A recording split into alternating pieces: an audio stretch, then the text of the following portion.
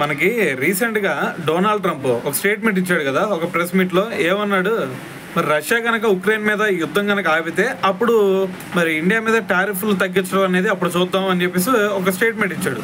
కానీ ఇప్పుడు ఏమంటున్నాడు తెలుసా, ఇండియా మీద టారిఫ్లు ఏదైతే 50% టారిఫ్ వేసాడో అది తగ్గించే ప్రసక్తే లేదని చెప్పేసి ఇప్పుడు చెప్పడం జరిగిందనమాట.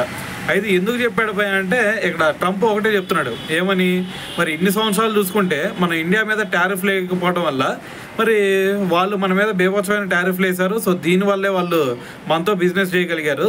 మరి దీనివల్ల మనకు ఒక నష్టం కలిగింది. ఆ నష్టం ఏంటంటే, మరి మనం టారిఫ్లు వాళ్ళ మీద వేయకపోవడం వల్ల ప్రొడక్షన్ కంపెనీలన్నీ కూడా మరి ఇండియా అటువైపు వెళ్ళిపోయినాయి. సో ఇప్పుడు ఇండియా నుంచి మన దగ్గర నుంచి ఇండియాకి ఏవైతే కంపెనీలు వెళ్ళినాయో వాటన్నిటిని కూడా తిరిగి రప్పిస్తాం.